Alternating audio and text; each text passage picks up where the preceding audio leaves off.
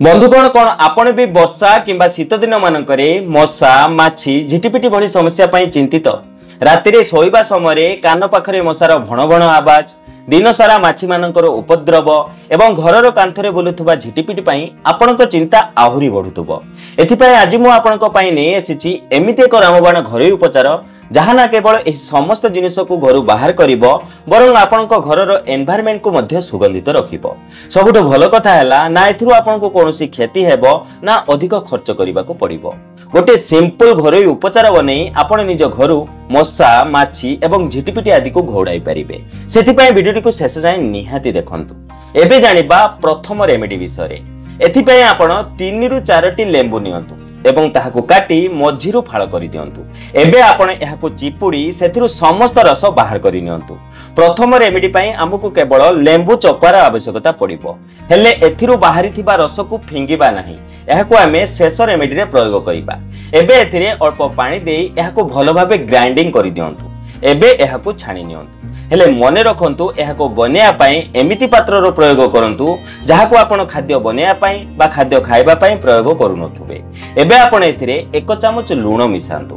तापरे आपण एथिरे 1 चमच बेकिंग सोडा मिसांतु। शेषरे आपण एथिरे 1 टिपी डेटॉल मिसांतु। व्यस्त होंतु नाही, जदि आपनक पाखरे डेटॉल नाही तबे आपण एथिरे 1 टिपी नीम बोतल मध्ये मिसै परिबे।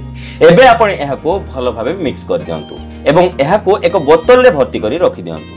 लेंबूर प्रयोग करी आपण फ्रेग्रेंस पाई परिबे। लूणरू घरर नेगेटिविटी दूर होइथाय। सोडार प्रयोग बैक्टीरिया फ्री करिथाय एवं डेटॉल रो प्रयोग बैक्टीरिया तो शेष करिथाय, ता सह एहार फ्रेग्रेंस रो कोनोसी प्रकारर मशा माछी घरे देखा जाई नथांती। वर्षा दिन मानकरे एहा बहुत पावरफुल अटे। जेबे भी आपण घर पोछंती तेबे सही बाल्टी रे आपण एही मिश्रण रो 1 रु 2 टिपी मिसेई एहार प्रयोग करंतु। देखिबे आपणक घरे गोटे भी मशा माछी देखा जिबेनी। द्वितीय रेमेडी बनेया पई आपण एक पात्र रे अल्प नडिया तेल नियंतु एवं सेतिरे अल्प किछि बुंदा निंबो तेल मिसांतु। एही मिश्रण रो हल्का नेई आपणक गोड़ हाथ रे लगांतु। देखिबे गोटे भी मशा आपणक पाख माडिबेनी। हेले जदि आपनकु संपूर्ण घरु मशा घोड़ाइबार अछि तेबे सुखिला निंबो पत्र जळांतु। एथुरु बाहरुतुबा धुआं मशा माछी कीटपतंग काहाकु भी पसंद नै। एहार प्रयोग करी देखंतु, देखिबे आपनक घरे गोटे भी मशा देखा जिबेनी। या छडा घरु मशा घोड़ाया पई आगरु अनेक वीडियो हम चैनल रे अपलोड होई रहिछि। आपण चाहिले से वीडियो गुडी को देखि परिबे। एबे जानिबा शेष रेमेडी विषय जहा आपनक घरु झिटिपिटी घोड़ाया पई जबरदस्त अटे।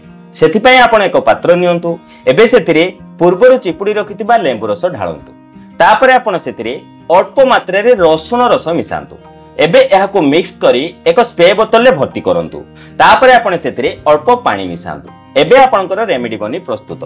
एबे एही मिश्रण को सही जगह रे स्प्रे करंतु जेउ जगह रे आपनको झिटिपिटी देखिबाकू मिलुछंती। देखिबे आपणको घरे गोटे भी झिटिपिटी देखिबाकू मिलिबे नाही, कारण एहार स्मेल सेमानको आदो पसंद आसी न थाए। फଳରେ झिटिपिटी विचलित होई घर बाहर को पळांती। एही सब रेमेडी को ट्राई करंतु एवं आपनको कोन रिजल्ट मिलिला हमको निहाती कमेंट करी जणांतु। वीडियो जदि पसंद आस्ते तेबे गोटे लाइक दियंतु। चैनल को जदि नुआ आछंती तेबे सब्सक्राइब करंतु एवं मन जदि कोनोसी प्रश्न अछि तेबे कमेंट करी निहाती जणांतु। तेबे बंधुगण आज पई एतिकी पुणी देखा हबो को नूतन सुंदर अध्याय सह। धन्यवाद।